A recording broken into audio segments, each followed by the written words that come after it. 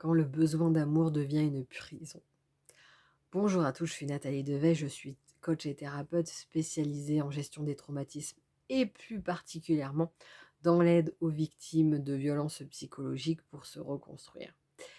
Et je voudrais vous parler aujourd'hui de notre besoin d'amour. Dans toute relation toxique avec un pervers narcissique, il y a forcément, quand il y a de l'emprise, il y a de la dépendance affective. Les 2 sont liés. Donc parfois, je vois des personnes qui demandent: «Mais comment sortir de l'emprise? Ou être sûr de ne pas y retourner?» Je fais: «Bah, déjà, c'est important de traiter cette dépendance affective. Parce qu'il y a un besoin d'amour qui n'a pas été nourri, dans l'enfance ou qui n'est pas nourri par soi dans le quotidien. On va attendre que l'autre nous le donne. Et ce besoin d'amour est tellement, tellement fort, tellement puissant que, parfois on accepte des choses qui ne sont pas acceptables. Alors, on est d'accord que lorsqu'on est dans une relation avec un ou une pervers narcissique, forcément il y a l'emprise et l'emprise, hem, c'est comme si elle occultait certaines choses et qu'elle nous faisait penser différemment. Il y a aussi de l'addiction, il y a aussi tout ça, enfin, vous avez toutes les explications sur l'emprise sur cette chaîne, il y a déjà plein de vidéos qui peuvent vous aider à avancer sur le sujet. Mais pour autant, à la base, il y a quand même un besoin d'amour qui est tellement fort, de besoin d'amour, besoin de validité, besoin de reconnaissance, qui fait que, eh bien, d'un seul coup, quand il y a cet être qui rentre dans notre vie, qui nous met sur un piédestal, qui nous donne l'impression qu'on est exceptionnel, qui nous fait vivre des super moments, enfin la lune de miel, eh bien là, on a l'impression que tous nos manques sont nourris et on ne veut plus que ça s'arrête. Ce qui fait que même lorsque ça se dégrade, même lorsque les violences s'installent, même lorsque le respect n'est plus là, que ça soit le peine envers sa victime ou même la victime envers elle-même, eh bien, il y a toujours ce besoin d'être aimé, reconnu, validé, qui joue aussi un rôle.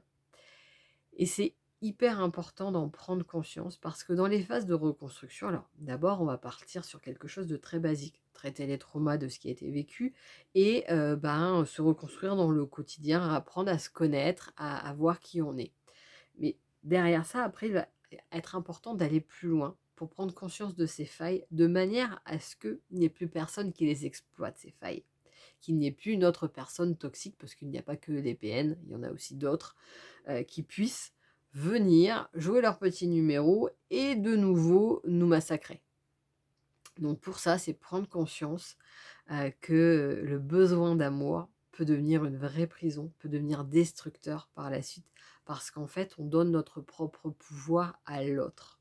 Et l'autre, eh bien, ou ça va être une personne saine et donc qui ne va pas chercher à en profiter, mais ça va lui donner une responsabilité supplémentaire, responsabilité qui peut être très dure à vivre parce que en réalité, les manques que nous pouvons avoir à l'intérieur de nous, il n'y a que nous qui pouvons les combler. Alors l'autre peut aider à nous faire découvrir que c'est là, à nous créer un environnement.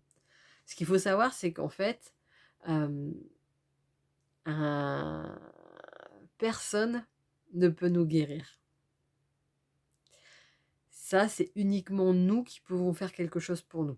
Par contre, l'autre peut nous détruire et ça, vous le savez bien si vous êtes sur cette chaîne, c'est que vous avez vécu des violences psychologiques avec, un ou une PN et donc oui, vous savez que l'autre peut nous détruire. Donc par contre, l'autre n'a pas la capacité de nous guérir, mais il a la capacité de créer un environnement favorable à la guérison. C'est la seule chose qu'on peut faire pour l'autre. Après, c'est un choix personnel de dire: «OK, là, j'y vais» et j'utilise l'autre pour avoir ce cadre justement qui m'aide, ça c'est OK. J'utilise l'autre pour savoir où j'en suis avec moi-même, ça c'est comme ça qu'on évolue, qu'on apprend et qu'on sait réellement où ça en est. Mais pour autant, ce n'est pas l'autre qui va répondre à notre besoin d'amour.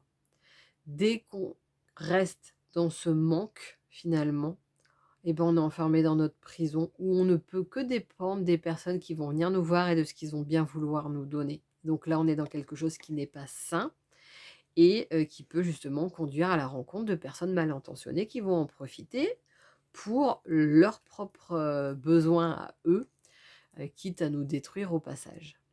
Donc pour ne plus avoir ça, dans ce que je disais dans un second temps, parce que dans un premier temps, il y a déjà suffisamment de boulot là dans la reconstruction, dans se revenir à nous-mêmes, dans le traitement de ces traumas, dans le fait pour certains de devoir redéménager ou retrouver un nouveau boulot ou, ou enfin repartir dans le quotidien du moins. Et bien donc dans un second temps, c'est d'aller plus loin sur ces manques. Ce manque d'amour, de reconnaissance, de besoin de validation pour pouvoir nourrir cela et ainsi sortir de la dépendance affective qui fait qu'on sera beaucoup moins manipulable, qu'on ne mettra pas l'autre sur un piédestal. On pourra voir les qualités de l'autre, mais on verra aussi ses défauts, comme on pourra voir nos propres qualités ainsi que nos défauts, et donc l'autre ne sera pas au-dessus de nous-mêmes. Nous ne serons pas inférieurs à qui que ce soit. Et dès lors qu'il n'y a déjà pas ce côté de mettre l'autre sur un piédestal, déjà pour les narcissiques, ça ne les nourrit pas, donc d'office, voilà. Parce qu'après, on est OK avec nous-mêmes. On sait ce qu'on peut apporter, qu'on sait la valeur que l'on a, on sait qu'on ne vaut pas plus que quelqu'un d'autre, mais pas moins non plus, et qu'on a des qualités, et bien là, c'est pareil, on sera beaucoup moins manipulable par rapport aux autres parce qu'on s'apprendra à se respecter nous-mêmes. Et ça sera plus l'autre qui va nous apporter de l'amour, bien, ou quand on est avec quelqu'un de sain, qu'on a une vraie relation d'amour, bah là, ça sera la cerise sur le gâteau pour construire quelque chose de beau, de solide, et comme je le disais, de sain et de serein. Mais pour autant, ces besoins, nos besoins profonds de validation, de reconnaissance, d'amour, bah, c'est déjà en se traitant nous différemment, en nous regardant différemment, en découvrant toutes les parcelles de nous et en nous mettant en paix pour nous accueillir nous-mêmes, que là, on va pouvoir avoir une autre relation avec nous-mêmes. Donc dégager une autre énergie, ne pas avoir les mêmes attentes, les mêmes besoins envers les autres. Et c'est pour ça que je dis récupérer son pouvoir personnel. Donc n'hésitez pas à me dire ce que vous en pensez. Si vous avez des questions, mettez-les moi en commentaire, ou si vous avez une idée de sujet, n'hésitez pas à me le mettre pour que je fasse une vidéo avec plaisir. Si ce n'est pas déjà fait, abonnez-vous. Vous pouvez également partager cette vidéo à quelqu'un d'autre si vous savez que ça peut l'aider. Et si ce n'est pas déjà fait, vous avez en dessous tous les liens pour voir les prestations, pour voir les apports gratuits aussi que je peux vous apporter. Et je vous souhaite une excellente journée. Je vous dis à bientôt!